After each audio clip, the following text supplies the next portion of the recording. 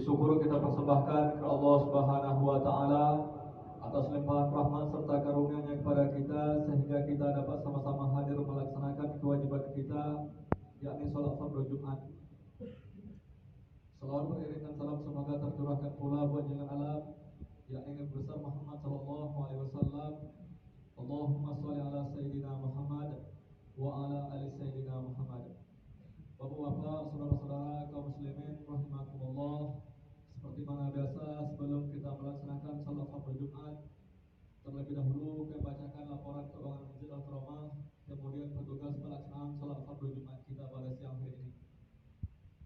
Namun sebelum itu kami himbau kepada seluruh jemaah agar kiranya mengisi saf-saf yang masih kosong untuk kesempurnaan salat berjamaah kita, dan sekiranya bagi saudara-saudara kita yang datangnya terlambat bisa menyesuaikan.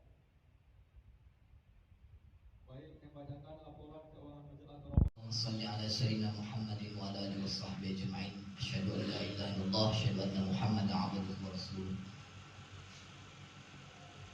Asyhadu an la ilaha illallah wahdahu la syarika lah wa asyhadu anna Muhammadan 'abduhu wa rasuluh. Asyhadu an la ilaha illallah wa asyhadu anna Muhammadan 'abduhu wa rasuluh. Allahumma salli ala sayyidina Muhammad wa ala alihi washabbihi ajma'in. Abadu fa ya ibadallah, ittaqullah haqqa tuqatih wa la tamutunna illa wa antum muslimun. Wa qala ta'ala fil Qur'anil Karim, a'udzu billahi minasyaitonir rajim, bismillahirrahmanirrahim. Walaula fadlullahi 'alaikum wa rahmatuhu lakuntum minal khasirin. Shadaqallahul 'azim. Hadirin dan jemaah Allah Subhanahu wa taala, bersyukur kita selalu mengucapkan alhamdulillahirabbil alamin atas segala karunia Allah berikan. Salawat dan salam disampaikan kepada junjungan kita Nabi Muhammad sallallahu alaihi wasallam dengan ucapan Allahumma shalli ala sayyidina Muhammad wa ala alihi washabbihi ajma'in. Assalamu alayka ya Rasulullah, assalamu alayka ya Habiballah. Hadirin dan jemaah Allah Subhanahu wa taala, marilah kita senantiasa selalu berupaya meningkatkan keimanan, keyakinan, kepercayaan kita dan ketakwaan kita hanya kepada Allah Subhanahu wa taala. Seraya kita juga selalu berdoa, mudah-mudahan Allah selalu mencurahkan kasih sayang, yang rahmatnya, petunjuknya, sehingga kita menjadi orang yang istiqamah dengan keimanan dan ketakwaan kita. Hadirin dan jemaah Allah Subhanahu wa taala, pada kesempatan yang mulia ini materi yang disampaikan yakni judulnya adalah Nuzul Quran. Berbicara tentang judul Nuzul Quran, mungkin kita telah mendengar, membaca bahwa pengertian dari Nuzul Quran itu artinya diturunkan. Sesuatu yang diturunkan, tentunya ada hal penting yang ingin diselesaikan. Keberadaan dia itu memberikan perubahan, memberikan solusi, perbaikan tentunya dari keadaan sebelumnya, maka dia diturunkan, diperintahkan. Hadirin dan jemaah Allah Subhanahu wa taala, Al-Quran adalah kalamullah yang diturunkan oleh Allah Subhanahu wa taala. Begitu banyak ayat yang menyampaikan hal ini. Di antaranya dalam surah Al-Waqiah, surah ke-56 ayat 80, Tanzilum mir Rabbil alamin. Al-Quran itu diturunkan oleh Allah Subhanahu wa ta'ala, yakni Rabb sekalian alam. Tentunya kepada siapa diturunkan? Maka Allah Subhanahu wa ta'ala begitu banyak ayat juga menyampaikan, yakni hamba yang terpilih. Dalam ayat ini adalah Nabi yang mulia dan Muhammad sallallahu alaihi wasallam. Tepatnya dalam surah Al-Baqarah, surah yang kedua ayat 23. Wa in kuntum fi raibin mimma nazzalna ala abdina fa'tu bi suratin min mithlihi wa da'u syuhada'akum min dunillahi in kuntum shadiqin. Ayat ini menerangkan abdina di sini adalah hamba kami Nabi Muhammad SAW. Kapan diturunkan? Tentunya sesuatu yang besar ini diturunkan wadah yang juga memiliki pesona, memiliki keagungan dan kemuliaan juga. Maka dipilihlah bulan Ramadan. Hal ini bisa kita lihat dalam surah Al-Baqarah, surah yang kedua ayat 185. Syahrul Ramadan alladzi unzila fihi al-Qur'an. Hadirin dan Allah Subhanahu wa taala. Bagi siapa ditujukan Al-Qur'an ini? Tentunya Al-Qur'an ini bukan hanya bagi orang lil muttaqin saja, tapi juga bagi orang linnas, seluruh manusia, bahkan lil alamin. Dalam Al-Qur'an disebutkan bagi seluruh alam peringatannya, kemuliaannya, keberkahannya. Kita lihat dalam surah Al-Baqarah ayat ke-185 ataupun ayat 99. Dalam ayat ke-99 ini Allah Subhanahu wa taala memberikan gambaran bahwa ada kelompok yang tidak mengimani, bahkan meragukan. Maka di situ disebut dengan orang yang fasik dan orang yang kafir. Orang yang menutup dirinya akan kebenaran. Orang yang fasik adalah orang yang tahu, tapi dia senantiasa juga menutup, melakukan perintah Allah itu tidak dilaksanakannya. Dalam surah Al-Baqarah dijelaskan, yakni orang yang rusak hubungannya kepada manusia, tidak mau menaati perintah Allah Subhanahu wa taala. Apa tujuannya diturunkannya Al-Qur'an ini? Banyak di antaranya yakni huda, sebagai petunjuk, wa bayyinat, juga sebagai penjelas, wal furqan, dan juga sebagai pembeda. Hadirin dan jemaat Allah Subhanahu wa taala. Orang yang dekat kepada petunjuk ini, ulaika ala hudan min rabbihim wa ulaika humul muflihun. Orang yang dekat kepada petunjuk Allah Subhanahu wa taala, yakni Al-Qur'an tentunya, maka orang itu akan menjadi orang yang beruntung. Kenapa? Karena Al-Qur'an memberikan penjelasan-penjelasan secara semua kehidupan. Allah Subhanahu wa taala menciptakan makhluknya, hambanya, maka Allah berikan panduan. Kita saja dalam kehidupan tentu kalau beli barang elektronik, barang-barang pasti ada buku panduannya. Untuk apa? Mungkin ada hal-hal yang kita tidak mengerti, bisa kita melihat. Kehidupan yang kita alami, Allah Subhanahu wa taala juga memberikan panduannya. Hadirin sekalian Allah Subhanahu wa taala. Jadi apa keutamaan-keutamaannya? Orang yang baca Al-Qur'an itu banyak keutamaannya. Allah berikan pahala, Allah berikan darajah, Allah berikan rahmat, Allah berikan perlindungan, Allah berikan syafaat, Allah berikan obat. Allah berikan obat, yakni jalan keluar dari kesulitan bagi orang yang membacanya, orang yang cinta kepadanya.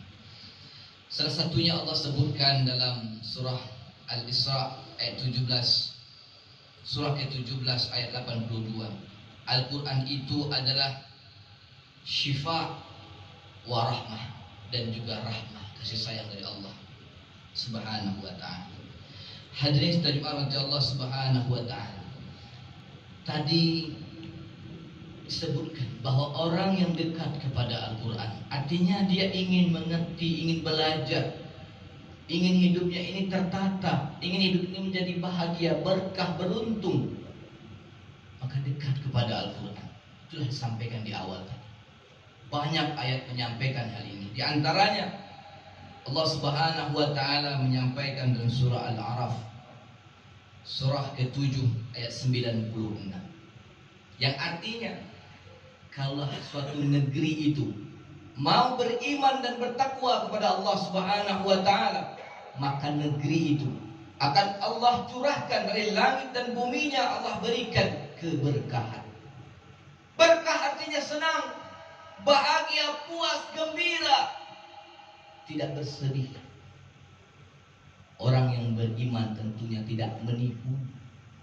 Orang yang bertakwa tentunya takut kepada Allah Subhanahu wa taala. Kenapa? Hidupnya kebalikan. Negeri saja Allah berikan keberkahan, apalagi pribadi manusia itu sendiri. Allah berikan keberkahan, umurnya, hartanya, anaknya. Mati dia akan mendapatkan aliran pahala itu di alam kubur. Hadirin terjemahan Allah Subhanahu wa taala. Allah juga memberikan gambaran dalam Al-Quran, karena Al-Quran itu mudah, petunjuk, penjelas. Dalam surah Al-Imran ayat ketiga, surah ketiga ayat 14, yang artinya Allah jadikan dunia ini terasa indah. Apa yang indah itu? Kita lihat dalam surah Al-Baqarah ayat 185 ataupun ayat 99. Dalam ayat ke-99 ini Allah Subhanahu wa taala memberikan gambaran bahwa ada kelompok yang tidak mengimani, bahkan meragukan. Maka di situ disebut dengan orang yang fasik dan orang yang kafir. Orang yang menutup dirinya akan kebenaran. Orang yang fasik adalah orang yang tahu, tapi dia senantiasa juga menutup, melakukan perintah Allah itu tidak dilaksanakannya. Dalam surah Al-Baqarah tidak dijelaskan, jadi orang yang rusak hubungannya kepada manusia, tidak mau menaati perintah Allah Subhanahu wa taala. Apa tujuannya diturunkannya Al-Quran ini? Banyak di antaranya, yakni huda, sebagai petunjuk,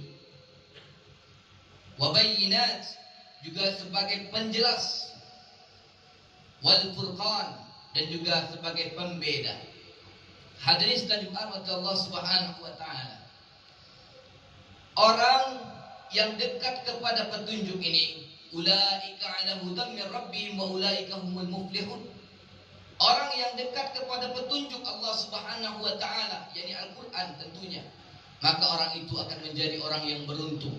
Kenapa? Karena Al-Quran memberikan penjelasan-penjelasan secara semua kehidupan. Allah Subhanahu wa ta'ala menciptakan makhluknya, hambanya, maka Allah berikan panduan. Kita saja dalam kehidupan tentu kalau beli barang elektronik, barang-barang pasti ada buku panduannya. Untuk apa? Mungkin ada hal-hal yang kita tidak mengerti, bisa kita melihat. Kehidupan yang kita alami, Allah Subhanahu wa taala juga memberikan panduannya. Hadirin sekalian Allah Subhanahu wa taala. Jadi apa keutamaan-keutamaannya? Orang yang baca Al-Quran itu banyak keutamaannya. Allah berikan pahala, Allah berikan darajah, Allah berikan rahmat, Allah berikan perlindungan, Allah berikan syafaat, Allah berikan obat. Allah berikan obat, yakni jalan keluar dari kesulitan bagi orang yang membacanya, orang yang cinta kepadanya. Salah satunya Allah sebutkan dalam surah Al-Isra ayat 17, surah ke-17 ayat 82.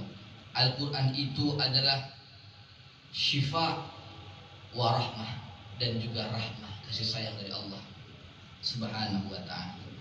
Hadirin dari Allah Subhanahu wa ta'ala, tadi disebutkan bahwa orang yang dekat kepada Al-Quran, artinya dia ingin mengerti, ingin belajar, ingin hidupnya ini tertata, ingin hidup ini menjadi bahagia, berkah, beruntung, maka dekat kepada Al-Quran. Itulah disampaikan di awal tadi. Banyak ayat menyampaikan hal ini. Di antaranya Allah Subhanahu wa ta'ala menyampaikan dalam surah Al-A'raf, surah ke-7 ayat 96, yang artinya kalau suatu negeri itu mau beriman dan bertakwa kepada Allah Subhanahu wa ta'ala, maka negeri itu akan Allah curahkan dari langit dan buminya, Allah berikan keberkahan. Berkah artinya senang, bahagia, puas, gembira, tidak bersedih.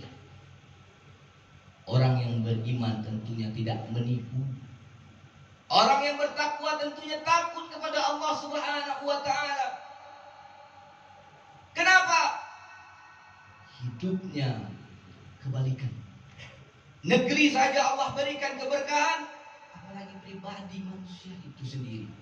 Allah berikan keberkahan, umurnya, hartanya, anaknya. Mati dia akan mendapatkan aliran pahala itu di alam kubur.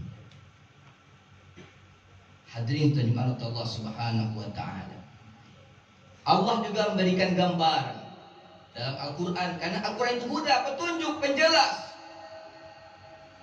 Dalam surah Al-Imran ayat ketiga, surah ketiga ayat 14, yang artinya Allah jadikan dunia ini terasa indah.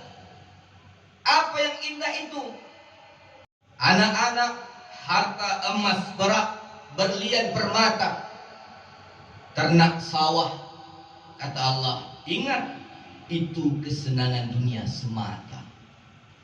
Ayat selanjutnya Allah Subhanahu wa ta'ala mengingatkan dalam surah Ali Imran, surah yang ketiga ayat 15.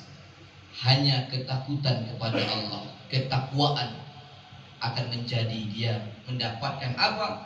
Khalidina biha, kekal abadi di sana. Yang terakhir, hadirin sudah dirahmati Allah Subhanahu wa ta'ala, Allah mengingatkan seorang manusia yang Allah catat melampaui batas dosa-dosanya, kezalimannya, yakni Fir'aun. Izhab ila Fir'auna innahu tagha. Surah An-Nazi'at, surah ke-79 ayat 17, kita bisa lihat baca. Melampaui batas, tapi Allah Subhanahu wa ta'ala juga menyampaikan, orang yang melampaui batas juga Allah perintahkan Musa untuk menyampaikan agar dia bertaubat. Dan taubatnya diterima oleh Allah Subhanahu wa ta'ala. Hal ini Allah sampaikan dalam surah Az-Zumar ayat 53. Qul ya ibadiyalladzina asrafu ala anfusihim, melampaui batas akan dosa-dosanya terhadap dirinya. La taqnatu min rahmatillah, janganlah engkau berputus asa, hambaku minta ampun kepada. Innallaha yaghfiruz dzunuba jami'a, karena Allah Maha Pengampun, Dia mengampuni dosa-dosamu seluruhnya. Hadirin sekalian Allah Subhanahu wa ta'ala, mari kita senantiasa jadikan Al-Quran dalam kehidupan kita untuk memperbaiki hidup kita, untuk memperbaiki keluarga, bangsa dan negara. Mudah-mudahan negeri ini, keluarga kita dan diri kita selalu dirahmati oleh Allah Subhanahu wa ta'ala dan diberikan barakah di langit dan di bumi, diturunkan di negeri Melayu. Fa'tabiru ya al-asar la'allakum tuflihun.